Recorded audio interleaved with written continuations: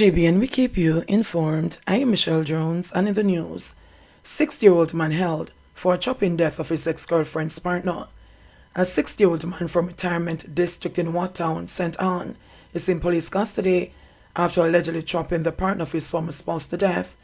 That is Roy Alexander of Tri-State District, Alexandria, St. Anne. Reports are that about 6 p.m. on Friday, Alexander went to visit his girlfriend, who was a child with the accused. The police say the 36-year-old woman, who lives in Queen Hithe, Discovery Bay, and the accused are no longer in a relationship. They say the accused man had also gone to visit his child. Alexander reportedly saw the accused man at the premises on his arrival. It is unclear what led to the altercation, during which Alexander was chopped several times. The police were called to the scene and the injured man taken to hospital, where he was pronounced dead. The accused was held later that night and remains in custody pending further investigations. Little London murder victim identified. Police have identified a man who was stabbed to death on Saturday morning in Moorland Hill, Little London in Westmoreland. The deceased uncle was arrested in connection to his death. He has been identified as 36-year-old Kish Evans, a welding technician of Station Road in the parish. Reports from the police are that Evans went to the suspect's yard, who is his uncle, to talk to him. An argument is said to have developed between both men. In a bid to avoid the situation, Evans is said to have attempted to walk out of the yard, situated at the top of a hill. It is reported that upon walking out of the yard, the suspect attacked Evans from behind, pushing him down the hill. The now deceased sought refuge in a neighbor's yard. However, the uncle followed Evans into the neighbor's yard, where he allegedly attacked him again, stabbing him to the left side of the chest. Residents who witnessed what was happening allegedly tried to intervene. The police were summoned, and on their arrival, Evans was seen lying motionless on the ground with what appeared to be a stab wound to the left side of his chest. He was transported to the Savermore Public General Hospital, where he was pronounced dead. A search was subsequently conducted by the police at the home of the suspect, where he was found barricaded inside the house. One ratchet knife with what appeared to be blood was reportedly taken from his waistband. He was subsequently arrested. 4 arrested in firearm and ammo seizure in Spanish Town. 4 arrested in gun and ammo seizure in Spanish Town. 4 people have been arrested in connection with the seizure of a firearm and several rounds of ammunition during a joint police-military operation in the St. Catherine North Division on Sunday. Reports from the Spanish Town Police are that between 4 a.m. and 5 a.m., a joint police-military team conducted an operation in an area known as Gulf in Spanish Town, St. Catherine. During the search of a house, 1 Smith & Wesson 9mm pistol and 37 rounds of ammunition were found. The occupants of the house, 3 men and a woman, were arrested. Their identities are being withheld at this time. The St. Catherine North Police continue to encourage individuals to share information about illegal guns, wanted men, and gang activity by calling Crime Stopper 311, the JCF NIB tip line at 811, or the police 119 number. British woman arrested following cocaine seizure at Sangster International Airport. A British woman has been arrested in connection with the seizure of 9.1 million Jamaican dollars worth of cocaine at the Sangster International Airport in Montego Bay, St. James on Saturday. Investigators assigned to the Narcotics Division of the Jamaica Constabulary Force reported that about 7 p.m., the 20-year-old woman of a Midlands, England address was boarding a departing flight to the United Kingdom when her luggage was searched. During the search, 2 packages of cocaine, weighing approximately 2 kilograms, were found concealed inside false compartments. The woman was arrested on reasonable suspicion of breaches of the Dangerous Drugs Act and remains in custody as the investigation into the matter continues. Politicians' business and Western Union robbed of more than $1 million. A Western Union outlet and a shipping company owned by former government minister Othniel Lawrence were broken into and robbed in St. Anne in the wee hours of Friday morning. Information received is that more than $1.5 million was stolen from the Western Union and at least $20,000 taken from the former Member of Parliament's business. It is understood that the businesses are located in a store in Coombs Plaza on Main Street in Monique. Police investigators have so far discovered that the robbery was carried out by 6 men all masked and wearing gloves. Sources close to the investigations have revealed that the men gained access to the store after they cut open the grill gate at the entrance and then broke a glass door. The culprits reportedly cut open the steel door to the vault in the Western Union outlet and stole cash amounting to $1.6 million before taking the $20,000 from the shipping company. During the incident, the store's alarm system was triggered, a security firm was notified, and the police called. Subsequent investigations revealed that wires to the camera systems at the store were cut. In March 2010, a business operated by Lawrence in Monique was robbed of more than $1 million and several cellular phones. That business at the time housed a Western Union and a Digicel store. It was not ascertained if this was the same location that was broken into on Friday. Over 90 guns, more than 2,500 rounds of ammunition turned in under amnesty, says Holness. Over 90 guns and more than 2,500 rounds of ammunition were handed in to the police during the 2-week gun amnesty that ended at midnight Saturday. Prime Minister Andrew Holness made the disclosure on Sunday as he addressed the 79th annual conference of the Jamaica Labour Party JLP inside the National Arena. The Prime Minister said he was surprised by the level of response, but acknowledged that there are still thousands of illegal guns all across Jamaica. We went out of our way to give the amnesty and to give warnings. They did not heed it. You know the Jamaican saying, if you can't hear, you'll feel, he stated. On Friday, Holness urged persons possessing illegal guns to turn them in before the amnesty expired. He warned that the full force of the new Firearms Act that took effect in October will be brought to bear on those who possess, use and traffic in firearms. Those found in breach of the new law face between 15 years and life behind bars. He also took a swipe at taxi operators who withdrew their services last Monday to press their demand for a traffic ticket amnesty. We will not bow to any group that seeks to pressure us or causes that are unlawful, disorderly or not in the public's interest, Holness declared. He also said the JLP will not accept as normal the over 1,000 murders that take place each year in a free and democratic society, as he urged support from the parliamentary opposition for the states of emergency, SOEs, that he declared last Tuesday for 7 parishes. We have never accepted as normal the murder rate of over 1,000 persons each year in a free and democratic society.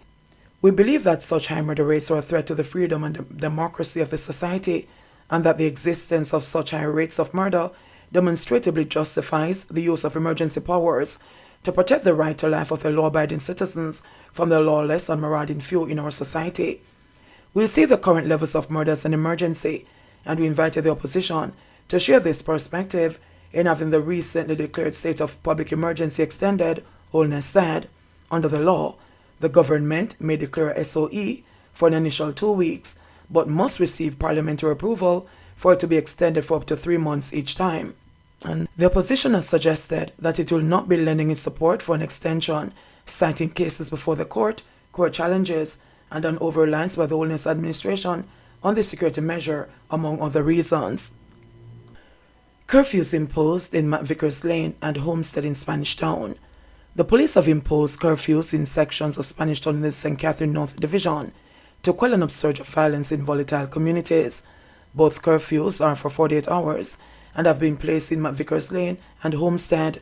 They started at 6 p.m. on Saturday and will run until 6 p.m. on Monday. Earlier this year, the police indicated that internal gang conflicts have been driving increased levels of violence in the areas. Persons within the boundaries of the curfew are reminded that during the hours of the curfew, they are required to remain within their premises unless otherwise authorized in writing by the ground commander. The boundaries of the McVickers Lane curfew are north, from the intersection of Worcester Road and Sydenham Avenue, traveling to the intersection of Sydenham Avenue and Federal Avenue; south, from the intersection of Morgan's Lane and Old Harbour Road to the train line; east, from the intersection of Sydenham Avenue and Central Avenue, traveling along an imaginary line to the intersection of Morgan's Lane and Old Harbour Road; west, from the train line on Morgan's Lane, traveling along the train line and continue along an imaginary line to the intersection of Worcester and Sydenham Avenue; west, from the train line on Morgan's Lane, traveling along the train line and continue along an imaginary line to the intersection of Worcester and Sydenham Avenue. The boundaries of the Homestead curfew are north, from the intersection of 41 Old Harbor Road at the Church of God of Prophecy, traveling along the perimeter wall to Valdez Road, south, end of the eastern boundary, traveling along Lawrence Drive to Old Harbor Road, east, traveling along an imaginary line going across Valdez Road about to Lawrence Drive, west, from the intersection of Lawrence Drive and Old Harbor Road, Main Road, about to the starting of the northern boundary. Health Department ramped for delayed disclosure of malaria case. Chairman of the St. Catherine Municipal Corporation's Public Health and Sanitation Committee, Sidney Rose, has upbraided the parish's health department for not disclosing earlier the news that an imported case of malaria was being monitored by health officials in the parish. This was after Deputy Chief Public Health Inspector for St. Catherine, Dennis Douglas, revealed at Thursday's meeting of the committee that the St. Catherine Health Department received notification of the imported case on November 4. The positive patient, a child that returned to the island from overseas, has since recovered, Health and Wellness Minister Dr. Christopher Tufton disclosed in a media interview on Friday. The disease produces chills, headache, high fever, and other flu-like symptoms. According to Douglas, our team has since commenced the necessary intervention activities in the community where the case resides in an effort to prevent any spread. But Rose was not impressed with the low notification to councillors of the presence of malaria in the parish, even though the case was imported. It should be before today a simple phone call, insisted Rose, who is also the People's National Party PMP councillor for the Treadways Division in St. Catherine. He lamented that the early public notification was also important for the public to be advised to take the necessary precautions to protect themselves from being bitten by mosquitoes and treat with larvicidal activities where possible, because we need to encourage them to do the right things to prevent themselves from having these diseases. So, I think we should be more proactive than reactive, declared Rose. However, Douglas said the St. Catherine Health Department has been strategic by intensifying fogging in selected communities in the parish. She outlined that between November 6 and November 15, fogging has been consistently done in the communities of Union Estates and Twickenham Glades. A further breakdown showed that Union Estates was fogged on the 6th, 7th, and 9th of November, while Twickenham Glades was fogged on the 7th and 9th of this month. Continuing, Douglas said, on the 10th of November, Twickenham Glades and Macaulay Primary School were fogged.